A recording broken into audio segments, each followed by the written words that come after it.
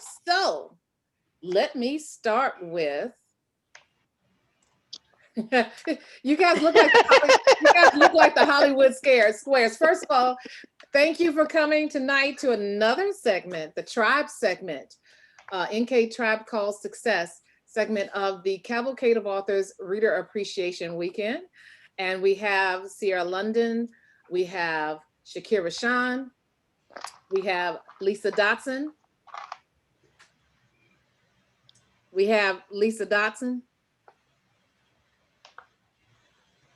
Hey, how are y'all? We have, Sorry yeah, about that. all right. And then we have Stephanie Freeman, and we have Florenza Denise Lee, and I am Hello. Naleighna Kai, and we are all members of 50 people in the tribe. So these are people on tonight that are going to do a little reading for everyone. And I'm just going to pick. I kind of like this. So I am going to actually, yeah, nail biter. We're going to have Siera, USA Today bestselling author, Siera London, to kick us off. Look, Sierra doesn't even have a book in hand. Let me just grab one off the shelf. Lord have mercy. I'm The telling closest one. Okay. Shakir, stop laughing at me. Look, We I'm all over laughing it. at you. All right. I'm serious. I'm Yeah. just out about it. Yeah, look. So I'm gonna grab Enduring Christmas. It's actually in my Men of Endurance series, which is a series that honors single dads. So all the heroes in this series are single dads. So let me see. I don't have my glasses on either, but let's go for it. You're gonna meet Luke Cole, who's our hero, and our heroine, Zenobia Yardell, and they do not like each other. I'll just say that. Okay, not another Christmas like this. Luke Cole leaned his long frame against the hood of his Dodge truck, staring out at a snow-covered pine and a frozen Smitty's watering hole. No, Cheyenne, you and Todd cannot pick up our daughter on Christmas. The cell phone in his hand groaned in his tight grip. His ex-wife and her husband were trying to encroach on his Christmas again. The longer she pleaded with him to understand the importance of his daughter having a healthy relationship with her stepfather, the more Luke's blood boiled. Inhaling the crisp mountain air, he blew out a calming breath as he contemplated how he could endure another holiday when there was nothing holly or jolly about his mood. Wait, has Cheyenne just called him selfish? You want to play mommy every December, he snapped. Our daughter deserves a parent 365 days a year. Why did Christmas have to show up every flipping year? Thanksgiving was hard enough with his parents retired to Miami Gardens, Florida. As soon as the leftover turkey landed in the compost pile, he took on the role of Santa, the not so cherubic elf, the Rudolph the red-nosed reindeer, Frosty the snowman, and the guy with the fluffy hair from the animated film Frozen. Shiloh was the only reason he even made an effort. His 5-year-old had blonde hair and pigtails and was a brown-eyed bundle of energy he loved with all his heart. As a single father, Luke questioned what was so magical about Christmas. He was alone, and his little girl was the only child in endurance without a mother. Luke had lost his wife Cheyenne 1 month before their daughter's first birthday, not to cancer or a rare medical condition, a tragic accident which would have robbed him of his bride but left him his pride, something he could have eventually forgiven. But instead, Cheyenne had abandoned their family for an IT geek named Todd, who ran off with a guy named Todd. Look, he ground out, Shiloh is spending Christmas in endurance, not with a bunch of strangers. Luke ended the call as his ex unleashed another string of insults. Whatever, he mumbled, scrubbing a callous hand over his beard. Sure, his prayers would go unanswered 4 years in running, a faithful wife and a mother for his daughter. That was Luke's Christmas wish. Glancing up at a darkening sky, dressed with bright stars, Luke heard the church bell tolled 3 times. He realized his adulting time grew short. Ivy and Owen Tate would expect him at the cabin when they arrived. The newlyweds had invited his daughter to help their 6-year-old Kai decorate their establishment, the No Limits Bar and Grill, prior to the town's Christmas celebration. Christmas, he scoffed. The distant sound of cracking ice and snow beneath a totally inappropriate car from mountain country intruded on his thoughts. Luke angled his head and watched as the owner of the city-fied vehicle pulled so close he would have trouble opening the driver's door when it came time to leave. He inwardly groaned. Dear Kris Kringle, he sighed, not now. Zenobia Yardale's fully electric, small wheel Nissan Leaf came to an inaudible stop next to his noise polluting Dodge Ram. Those were her words. She hopped out of the car as if she didn't have a care in the world. The sight of the fourth grade teacher's springy curls perched in a giant afro puff atop of her head triggered a rush of blood to detour from his brain to the southern region of his body. Those expressive eyes that she deliberately trained somewhere other than his were his favorite shade of chocolate, deep and warm as spiced cider on a winter's morning. A white puffer jacket, red turtleneck sweater, and blue jeans fit her ample curves, but especially her thicker hips. His mouth actually watered. Her smartphone must have been synced to the car's entertainment system because Luke heard a deep male voice offering to visit. Has she started up with that into you dating again? Several of the women had fallen under the spell of love online. Zenobia looked at him, took in his wind-tossed mane, thick beard, shepherd line parka, well-worn denim, Timberland boots, and frowned. Neither of them spoke at first, but Endurance Living had trained Luke in the fine art of neighboring. He issued her his usual greeting. You need to get another car. He told her that 100 times. The Sierra Nevada winters reduced the hybrid's charging efficiency.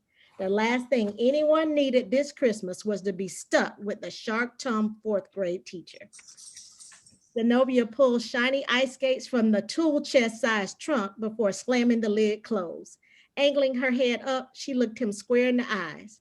And you need a new personality, but I haven't mentioned that in weeks. I don't know how much time I have left. Oh, you got another 4 minutes. You go, girl. Okay, good.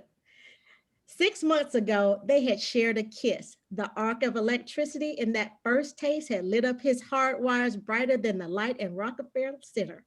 She'd held on to him afterwards, her body responding with the type of positive feedback that encouraged a man's pursuits.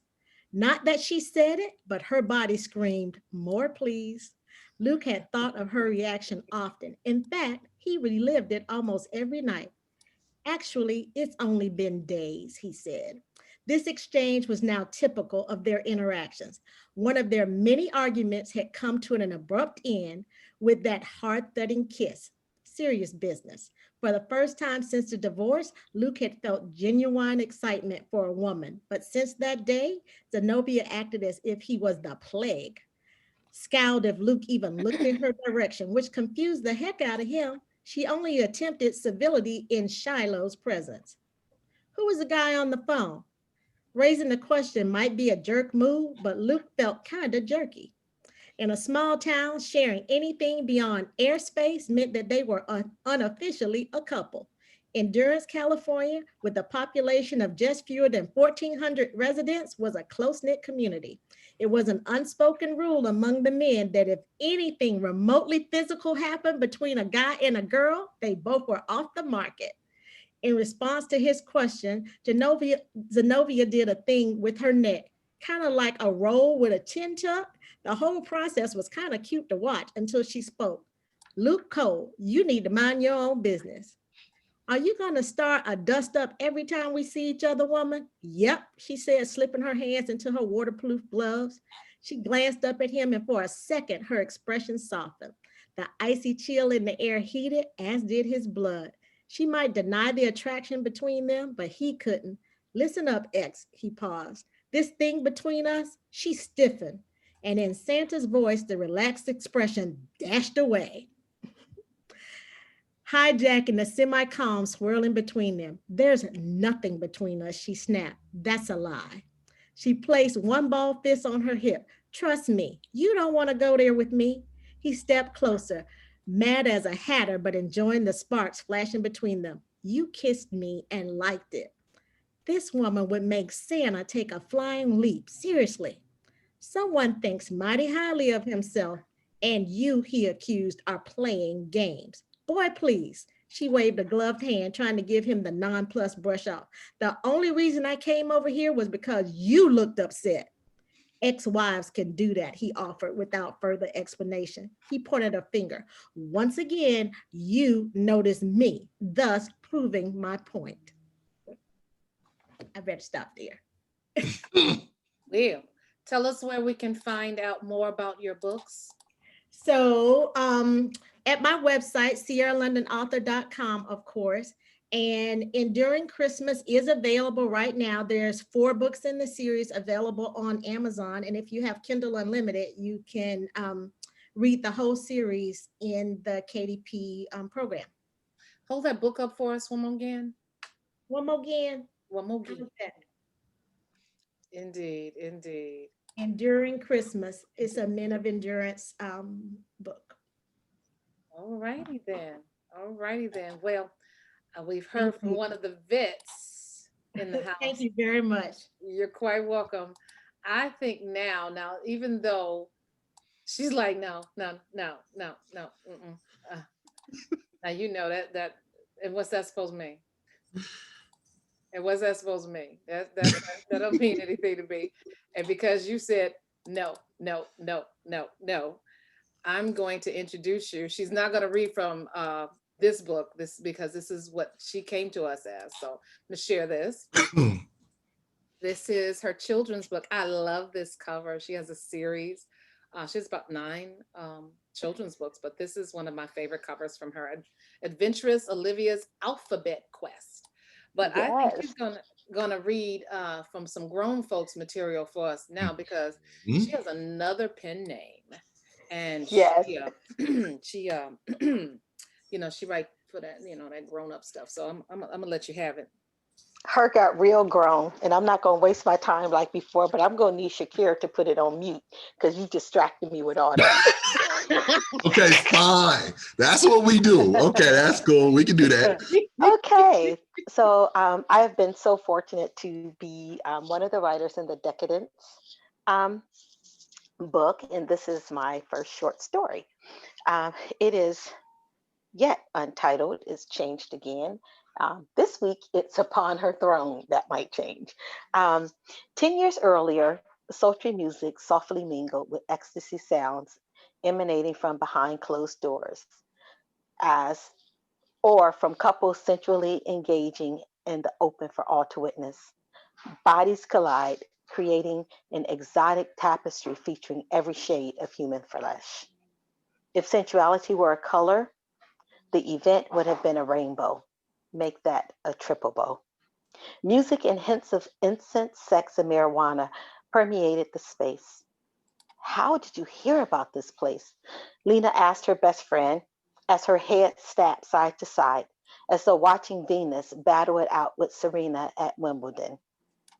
Lena stood so close to Cammie, attendees probably thought they were Siamese twins. Lena was both shocked and intrigued. She visually feasted upon the delicious sights of perfectly formed bodies that sashayed past her. Their suits and gowns cost as much as her rent and student loan payments combined. The brave chose only their birthday suits as fashion statements. Lena imagined they were on the red carpet, pausing just long enough to answer a question and take a few photos. Carmelita, darling, you look absolutely ravishing. Who are you wearing? You mean this old thing? Came the vivacious reply. Well, I'm wearing myself, of course. You like? I love. Greetings, beautiful. How are you? The words dripped from her tongue like warm syrup oozing down a stack of pancakes. Your smile is mesmerizing. What's your flavor? Anya, a petite Filipino with flawless makeup and youthfully perky breasts, positioned herself directly beside Lena and stroked her red manicured fingers along her thigh-high band. Lena slowly exhaled as she envisioned Anya's breast in her mouth. She fantasized about how delicious the woman might taste. Lena's heartbeat quickened, legs quivered, and her pelvis throbbed until it ached. Lena's response to her surrounding alarmed her more than what she had witnessed. Excuse me, baby girl. A massive palm gripped her waist as he passed by her right side. I'll be in the room with the blue door if you and your friend would like to join me. I have 11 inches of pure pleasure. They call me EB because I keep going and going and going. He slowly bit down on his bottom lip, revealing brilliant white teeth, and then he slowly licked his full lips. Lena instinctively rolled her tongue along the inside of her mouth as if welcoming him in for a kiss. She caught herself as he was joined by a tall female with a porcelain complexion who'd been on the cover of Vogue. An African American goddess with epic beauty slid to his other side. Both of their bodies were flawless. Oh, you are a hungry one, aren't you? Anya sensually repositioned one of Lena's locks that had fallen to the side of her face. This is a buffet. Be sure to sample everything and everyone on the menu. But be warned, if you begin with me, you will not have energy remaining for anyone else. I hope to see you around, love. Anya caught hold of a Hispanic female with blonde hair and pink streaks, lowered her face, and kissed her passionately. She never broke eye contact with Lena. Lena could not explain why she suddenly felt awakened, alive, invigorated. Her entire body tingled in a way she had never experienced. Those in the room may have thought her to be a prude. Nothing could have been further from the truth. Lena feared that if she were to let loose, she would go buck ass wild. Girl, I ain't grown enough to be here, she said, then wound her way through a maze of bodies entwined in passion, bolting out the door. Chapter 1. As usual, the line was out the door and nearly around the block at Josephine's, a restaurant in the center of the Neon District. Ignoring their stares, Lena shifted her Grace leather travel case to her right shoulder strap as Calypso Zanatti heels clicked the cobblestone pavement. Where the hell does she think she's going? One raspy voice snapped. We've been waiting in this damn line for an hour. Unfazed, Lena strutted to the entrance and waited for the gentleman exiting the restaurant. She loved when doors were open for her. They allowed her to make a dramatic entrance. Lena paused to wave at the hostess, then continued past. No need for an escort. She knew the way to her table. Neo Soul played softly in the background as patrons engaged in conversations. Crystal glasses clinked and silverware clinked as staff in heavily starched white shirts and fitted black bottoms hustled trays of food back and forth from the kitchen. Josephine coordinated the staff's bow ties and cummerbunds based on the seasons. Customers snapped pictures of their entrees before uploading them to social media sites. Placing her bag on a hook she had fished out of her jacket pocket, she said thank you to the waiter who smiled a bit too long as he poured her peach mimosa. When I grow up, I want to be just like you. You are grown, Lena shot back, repositioning her utensils near her plate.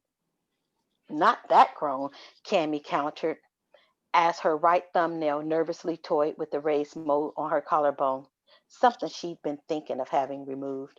I mean, who tells their husband they are going out for Mexican food and ends up in Las Cobos? Or tells them they're going for French fries and land in Paris, her left eyebrow raised upward. You know, they don't actually make those in France. Do I still have time? Well, you Lena can avert. there. It doesn't have to. It's up to you. Oh, okay. Lena averted her gaze, putting it on the toned young server whose jeans fit so tightly around a well-shaped button thighs they screamed for attention. Lena had previously noticed someone staring as she sashayed to her seat.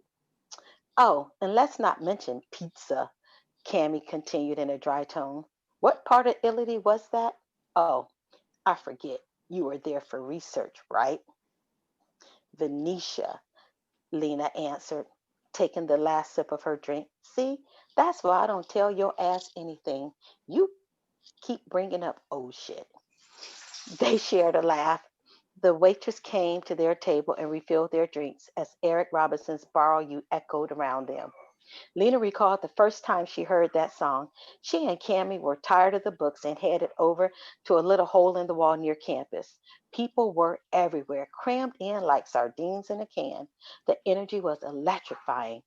Just as the chorus hit, a jock walked up, took Lena's hand, and sang the words to her. Cammie burst out laughing because the imagery was comical. He stood just below her breast. Cammie mimicked a helicopter as she patted him on his head and jerked her chin to the right for him to keep it moving. He grumbled but complied.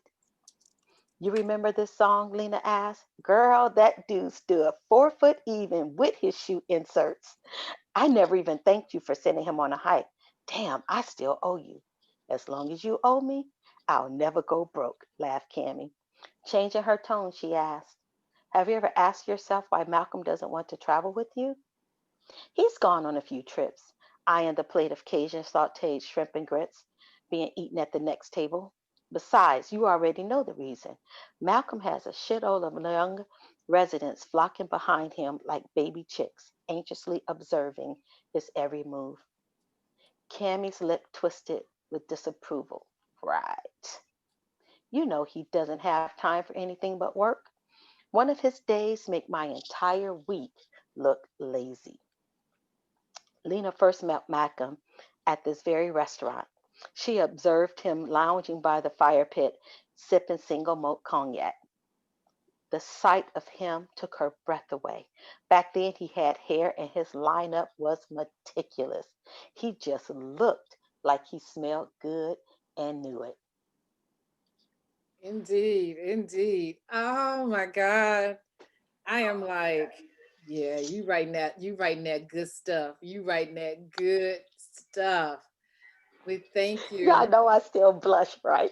I know we see it. It's so funny to see you blush behind that. But let me show the cover. This is one of the covers for what you just read. One is a short story from Decadence, and Yes. yeah, that's some hot stuff. Hot stuff getting it going. But I want to cycle back because I just found this graphic. Who you heard from before our Florenza Denise Lee was Siera London.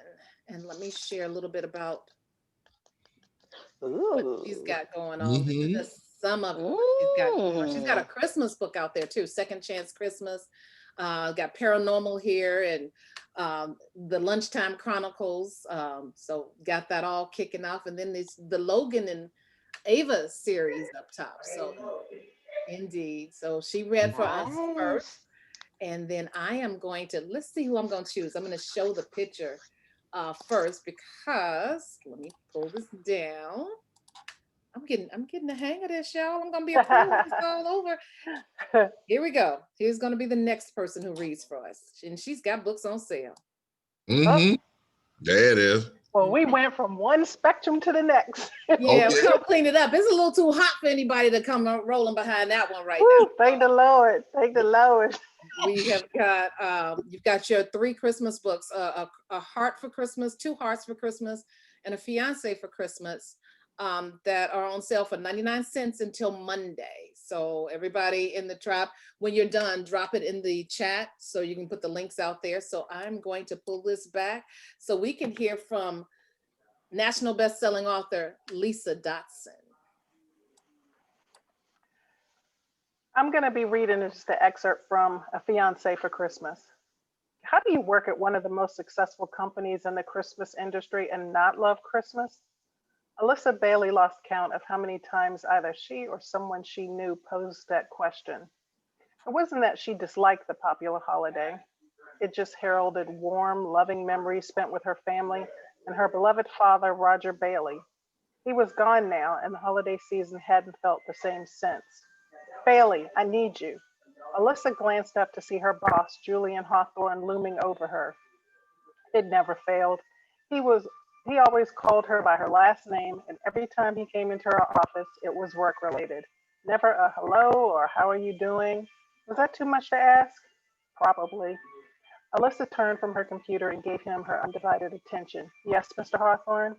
I've got a dinner meeting in half an hour. Margie's gone for the day, so I need you to add my notes to this briefing. He handed her a flash drive. You can't miss them. They're in red ink. He was gone before she could acknowledge his request. Sure, no problem. It's Friday night, not like I have any plans, she said aloud. Just a quiet evening watching television and eating takeout. Her best friend Leslie Mathers would call and try in vain to get her to watch all the Christmas themed movies on television this time of year. She used to love touching sentimental movies, but having the wonderful family dinner with a big roaring fire, a huge delectable turkey, and all the trimmings wasn't in the cards. Leslie would try to get her to watch one of the latest made for television holiday romances, but she wasn't interested in them, or any kind of romance for that matter. A shadow crossed her face. Her father used to tease her about being a hopeless romantic. She missed the times when he used to say, Kiddo, one day a man is going to place the moon in your hands. Her reply was always the same. I'd settle for the stars. Alyssa shook off the nostalgia. It wasn't going to happen. Being single and a workaholic wasn't exactly conducive to meeting people. The only prospects she had were men from work, and there wasn't a possibility. Julian Hawthorne, CEO of Hawthorne and Ray, the upscale holiday decorations company she worked for, had a strict policy about employee dating. As far as Julian was concerned, no office romances meant no breakups, no wasting hours crying in the bathroom if things didn't work out, and no loss in production from people mooning over their significant others when they should be working. She wasn't the first of his employees that thought that policy was a bit excessive, but no one was going to openly voice that opinion, not when the economic climate pretty much guaranteed that people didn't go around rocking the boat at work. Alyssa was no exception. She needed her job, and if she had to pretend to get caught up in Christmas tidings and seasonal joy that she didn't feel, so be it. With a loud sigh, she opened the file on her computer and got to work. How can the Scrooge own a store whose livelihood is Christmas? She smiled at that, but she couldn't hardly talk. The holidays weren't her best time of the year either, not anymore. Peeking at the time on her computer screen, she settled in to work on Julian's report. Finishing with minutes to spare, Alicia dashed to the elevator. Once inside, she pushed a button for the third floor. It was the executive floor where all the Hawthorns worked. Julian, his parents, and founders of the company, Edward and Nadine, and his younger brother, Niles. In fact, just the four offices took up the entire floor. When Mr. and Mrs. Hawthorne scaled back their hours last year, the bulk of the day-to-day operations fell to Julian and Niles. She'd spotted the younger Hawthorne in passing a few times, but hadn't actually spoke to him in the months that she'd been there. He always seemed preoccupied or in a hurry, not exactly ideal for striking up a conversation. Besides, it wasn't like Alyssa didn't have things to do. She worked at their corporate office and spent the bulk of her workday creating new designs for the store's inventory, except when tasked for helping Julian with technical issues or a special project. That's when he was usually unable to find his executive assistant.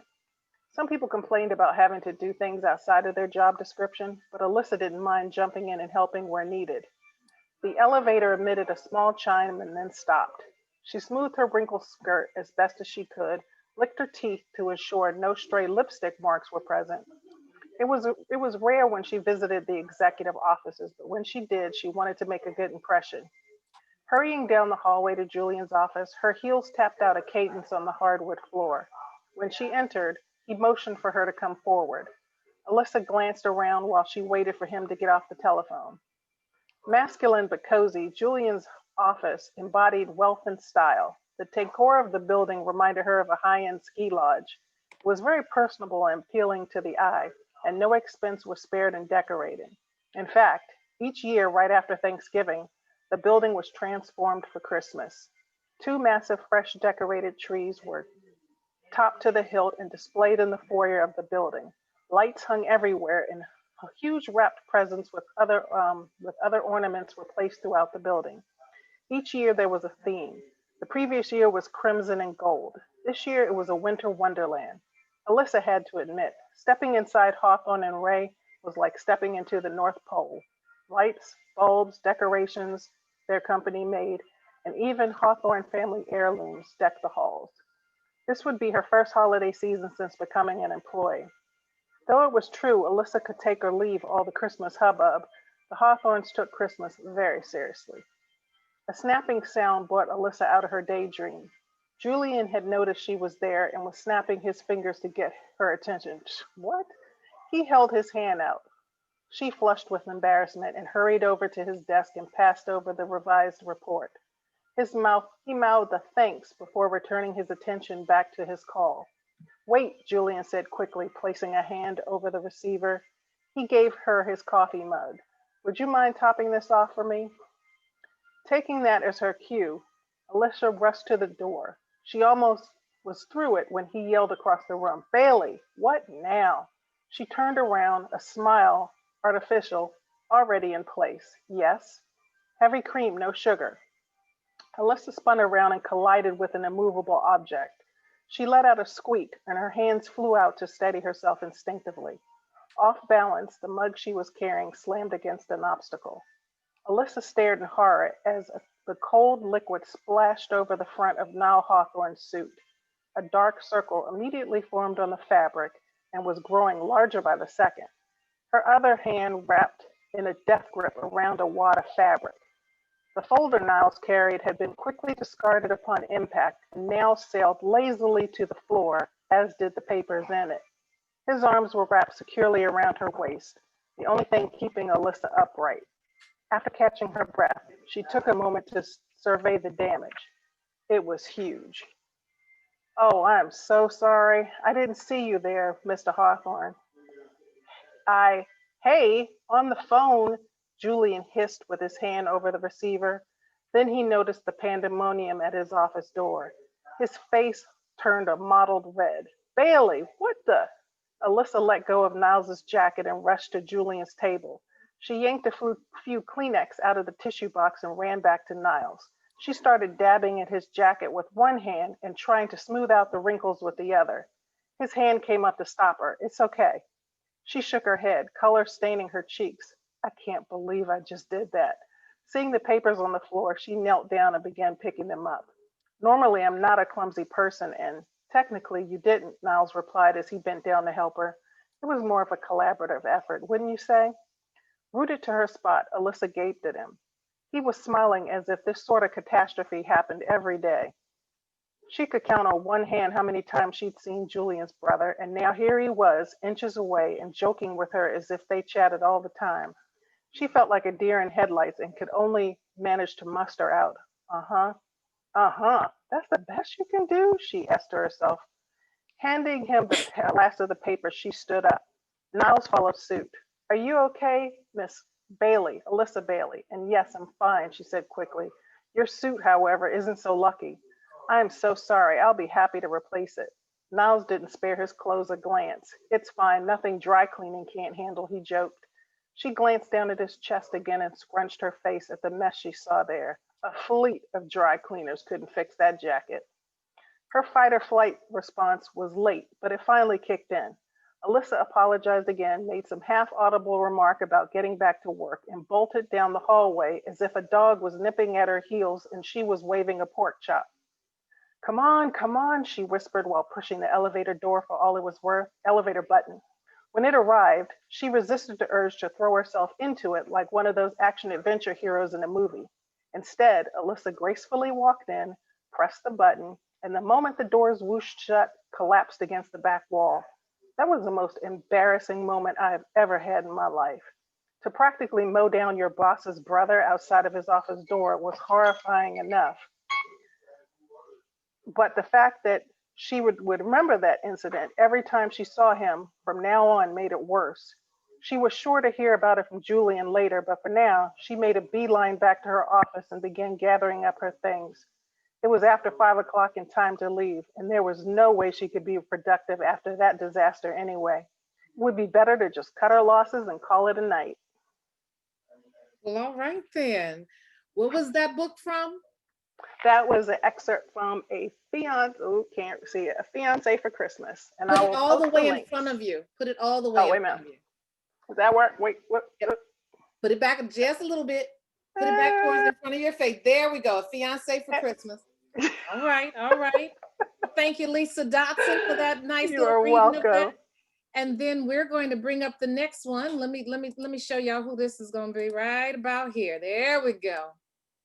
Gonna hear. Hoorah. Yes, indeed, from Shakir Rashan, national best-selling author Shakir Rashan. And I know he's got some grown-up stuff for us, so maybe just a Grown little bit folk. grown folks all the way. I'm gonna keep this one a little tame. A little Miss Madam over there, kind of no. I'm not gonna follow that up.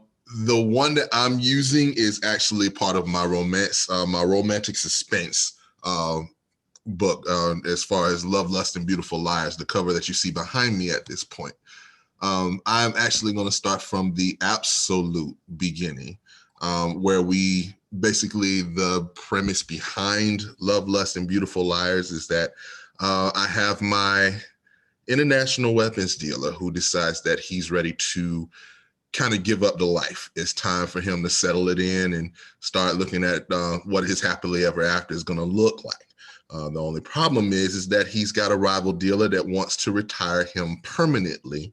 And then the one that he wants to retire with, as far as his happy ever after is concerned, has her own entanglements that she has to kind of get out of before they can really see themselves in that sunset, so to speak. So where I start is literally the beginning of the book. It'll be the actual weapons deal that unfortunately went a little sideways. So that's where I'll begin at this point. Dorian Bentley knew they were in trouble before the first grenade fell. It was all instinct and adrenaline from there, and they had to use every drop of it to get out of that clusterfuck alive. The transaction was supposed to go off without a hitch. Just another routine day in the stifling heat of Cameroon.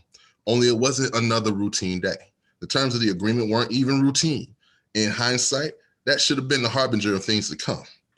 The terms were explicit: 10 million in uncut blood diamond, another 5 million in US dollars in exchange for a half dozen cases of rocket-propelled grenade launchers and a couple of surface-to-air missiles. The only thing left to do was to drop off the merchandise and get out of the country before the client's enemies tried to close in on the location. What deepened the tensions in the negotiations for the exchange was what might have caused things to go left. In hindsight, he probably would have admitted that he could have handled things a little bit better. In fact, for him, it was that the Central African franc wasn't worth the conversion. Dorian insisted on US currency or euros, whichever they could get their hands on first.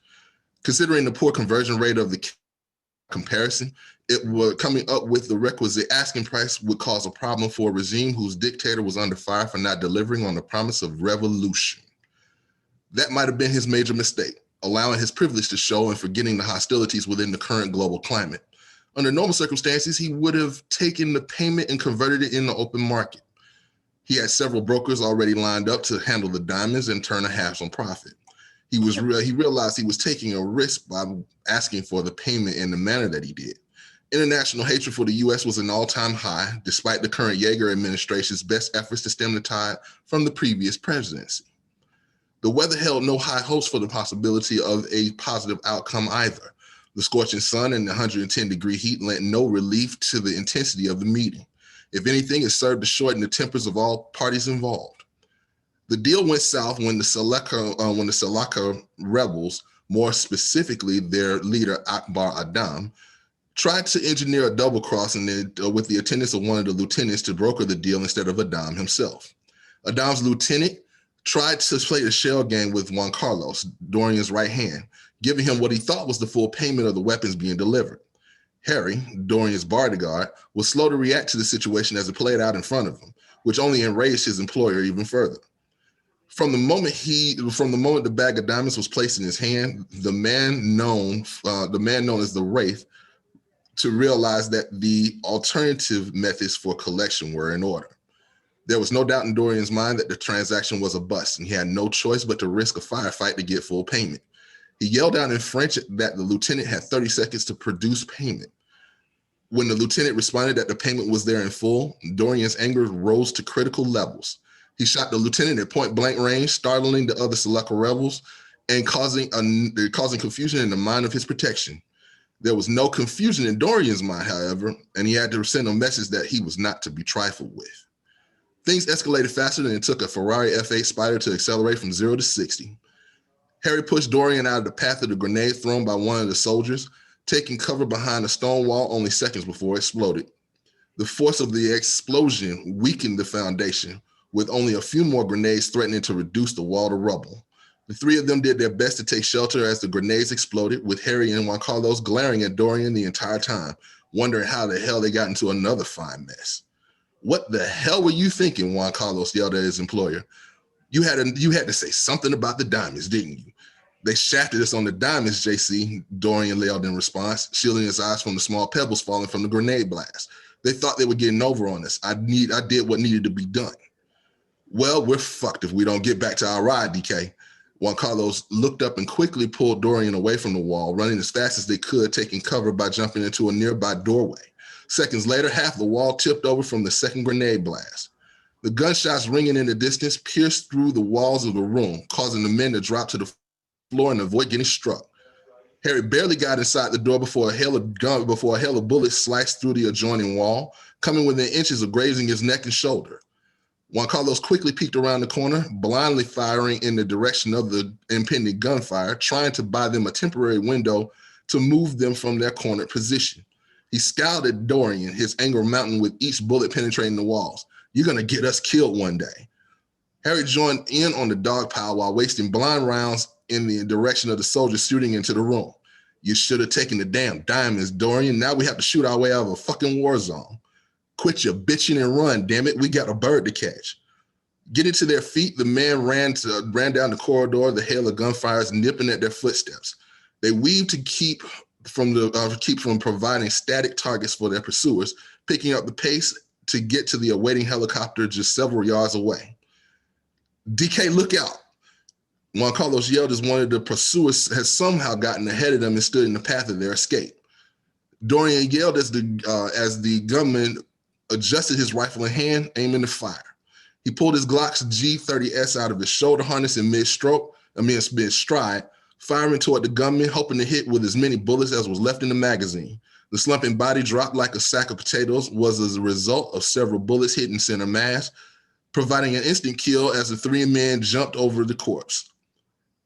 Dorian cursed at having to empty his entire magazine and hit one target. They're never going to let me live this one down. He glanced behind him, realizing Juan Carlos was firing back at their attackers while in a reverse sprint.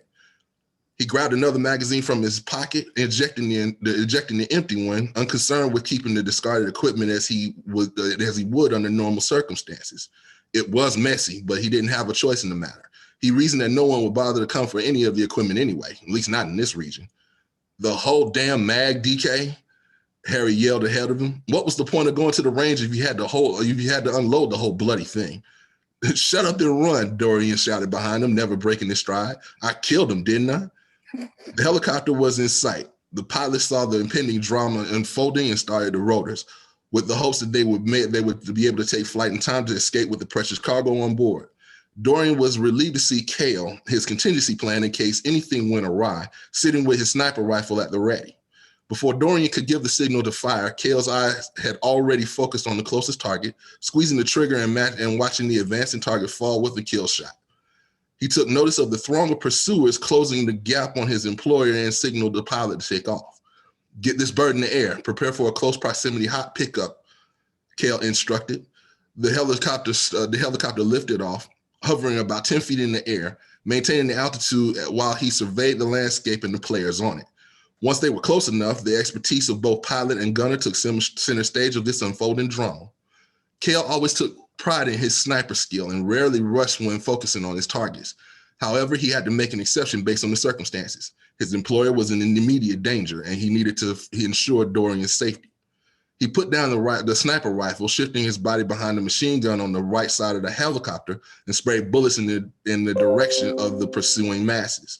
The rebel gunmen fell like weeds being sliced down with a sickle as Kale spared no expense and no one in the path of the firestorm he rained down. The shells falling from the chamber of the gun sounded off against the landing slide, the metal clanking like pennies on a tile floor. The men made it to the helicopter, jumping on the landing slide and quickly slipping inside the cabin as Ishmael picked up them to say, "What the hell was that about, sir?" Kel asked as he shut the door and put the headphones on so they could hear each other. Did the rebels try to pull a fast one? Yeah, Kel, but they didn't get away with it, Dorian replied as he pulled another bag of diamonds from the inside of his jacket pocket. Harry's eyes widened as he pulled a similar bag of diamonds from his pocket, wondering what bag he had possessed the actual real package. Juan Carlos shook his head as he took a look at the bag himself. Goddamn, Adam. Where did he leave the actual payment, and how did you know to find it before we got out of the drop site? And that's your time. That'll work. Good. Thank you. And I think I'm going to switch it up because everybody's thinking that they're going to hear from somebody else first. And I'm thinking I'm going to be the person that goes next. I am Naleighna Kai, and I'm going to read a little bit to you from this book right here. Was it good for you too? So, my husband has given me permission to sleep with you. Delvin's left eyebrow shot up. A second later, he was closing the front door behind Tylon as he said, "How generous of him to finally be fair about things, especially since he's the only one who's taken advantage of this strange marriage of yours." "It's not about being fair," she said, her soft brown eyes filled with concern. "He only wants to make sure you're out of my system for good." Delvin pushed himself off the door and stood mere inches from her. "I'll never be out of your system." His fingers stroked across her chin, pressed a gentle kiss to her lips, eliciting an all too common response, a shiver of pleasure and anticipation. "I was your first love. I was supposed to be your husband. No matter what came between us, you still belong to me." Talon gasped as she stepped back. "I belong to him." Delvin's lips lifted at the corners. He pressed closer, letting her feel the massive erection growing in his jeans. Tylon tried to break free, but only succeeded in creating the most shivering friction down below. "Delvin, don't make this so difficult for me," she said in a breathy whisper. "I understand your reasons for marrying our surrogate. She threatened to terminate our child, and that was way past cruel." Tylon's eyes glazed with unshed tears. "But the fact is, we could have had other children. And now, only 7 years later, are you realizing what you truly wanted was me?" The tip of his tongue swiped across her lips. Tylon nearly pulled it into her mouth. "I will forever be haunted by that mistake," he whispered. "I paid for it with an unhappy life. But I want you to realize that your husband will always come second." "See, that's where you're wrong," she replied, and finally freed herself from his grasp. She lowered onto the leather sofa and said, "I never have to wonder who loved me more, the man who was hurting over the recent death of his wife, but still found a small corner of his heart for me, or the man who threw me away." A vein throbbed at Delvin's temple. His mind fired up with several scenarios. The need for her was overwhelming. His skin was ready to scream. His erection was on the verge of busting the zipper of his jeans. Delvin witnessed the flash of desire in her eyes and saw a way to get what his body was dying for. He dropped to his knees, slowly inched up the flimsy skirt and pressed his lips to her thigh, while cupping her buttocks with his massive hands. Tylon let out a low, breathy moan, all while trying to put some distance between them. He kept her locked in place as he parted her thighs. She took a deep breath and pushed him away. "What kind of game are you playing, Ty?" he said through his teeth. "There's a condition," she said. "Condition?" Delvin repeated. "A condition for what?" "For me being with you." He released her, standing so their gazes met. Tylon grimaced before she spit out, "Amir wants to watch." Delvin's erections did a complete nosedive. He peered at her, taking in the solemn expression. What did you say? Amir's one stipulation to my having you as a lover is that he gets to watch us making love. Oh, so I did hear that right, he snapped, glaring at her. What kind of sick, twisted, not sick. He's trying to prove a point. Delvin knew that she still loved him, wanted him, and this relationship of hers, a polyamorous marriage, gave him the perfect avenue to make her totally his again. And then, the moment he had her back, he wasn't going to share his woman with anyone. Suppose I don't want to play your foolish game. Your loss, she said in a matter-of-fact tone that caused him to bristle. Because unlike you, I have a marriage that provides everything I need, including the option to take a lover. You, she said in a voice that was husky with promise, you would be my first, and you'll be my only. Your only? He shot back, giving her a sly smile. Count on it. And when your husband hears you screaming my name, he'll know it too. That was from Was It Good for You Too? And since I still have some time on the books, I'm going to slide into Sugar Ain't So Sweet. I will die if I stay here.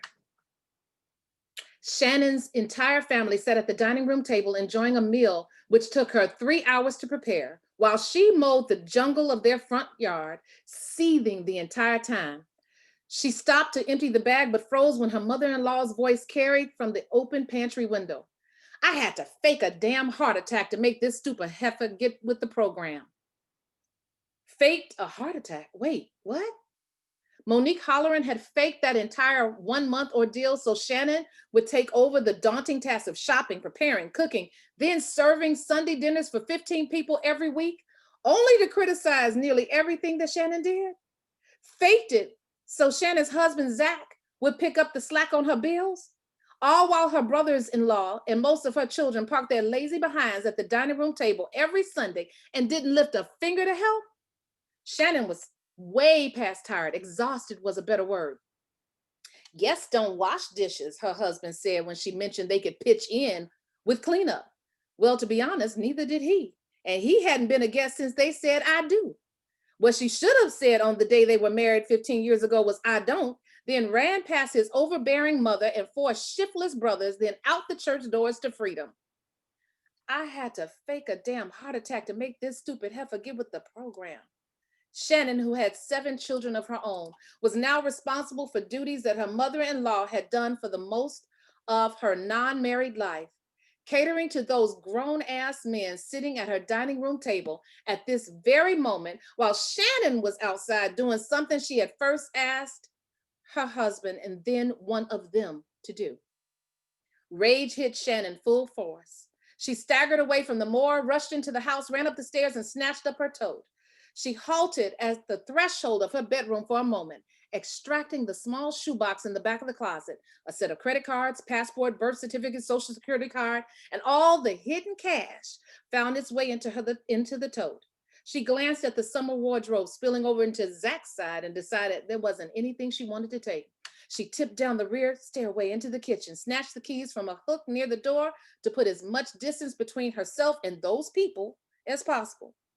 Shannon only vaguely heard the youngest of her children call her name. Her heart constricted as she ignored them, tears blinding her as she slid behind the wheel of an SUV that was almost a second home.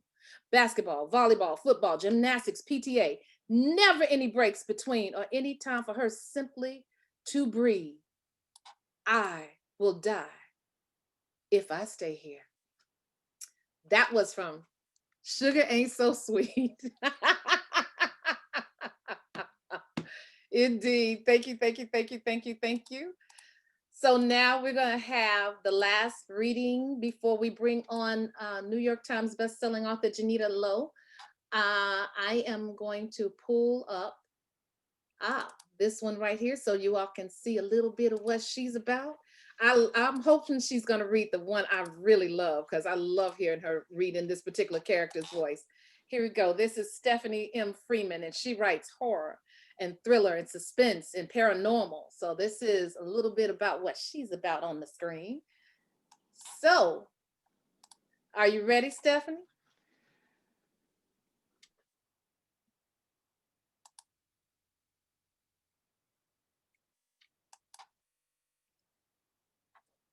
Stephanie, you have to turn it on. You have to turn your sound on, love. Sorry about that. Yay! All Hello. right. Sorry about that. Good evening, everyone. I'll be reading from an upcoming book. It's book 4 in my Diamonds, Blood, and Shadows series. It's called Season of the Blood. And this is from this is an excerpt from that book. So here goes. I am not one or the other.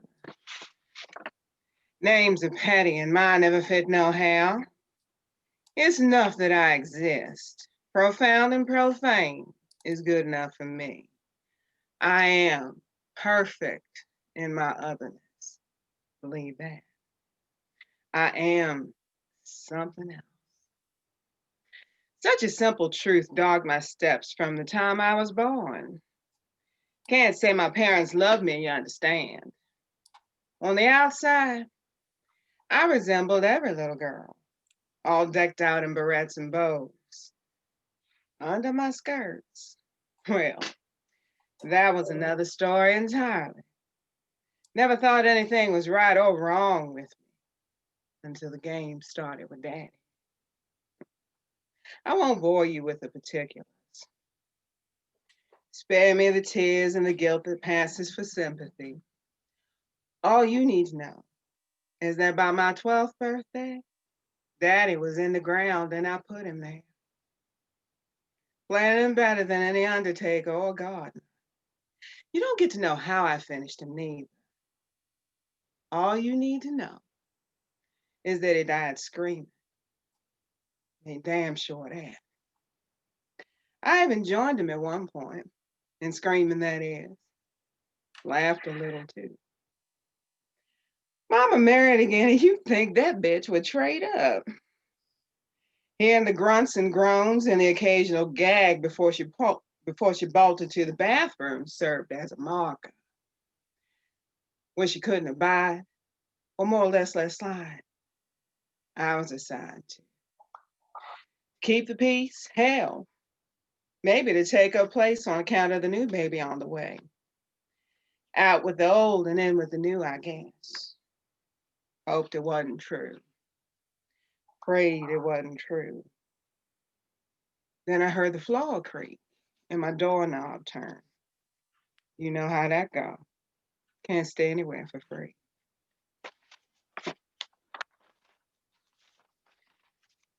Frying pan to the frying pan to the fire. Rolled out with the clothes on my back and a sweater crumpled 5 in my pocket. Won't tell you how I earned that or about my first night's peace. You see, my otherness had its perks and its bars. Some meaner than others, but it was business, nothing personal. Snuffling back blood and spitting out a tooth or two makes you humble or mean. I chose the latter and had a good run until I didn't. That was where she found me. Hair like flames, eyes like hellfire. Never said a word. Just sat there in an alley that reeked of piss vomit in my own fear. Sat there as fine as you please on a wooden milk crate next to the pile of garbage I'd been thrown. Followed her, don't know how many city blocks. Thought I lost her in the shadows of the street lamps, and it was almost daylight before we got to where she was going. She unlocked the door to an apartment and went in, leaving the choice to me. It is one I will never regret. That's why I'm here, with gray eyes, sagging breasts, and a silver beard to match. Filed my teeth down to points and forked my tongue. Can lick many things in many directions at all. People think me a monster, and I am. I live, lie, and fuck all in equal measure. Male, female, something else on the menu, hell, I don't discriminate. I run it all, buy it all, and sell it all. It's who I am, what I am, and what I do. Good.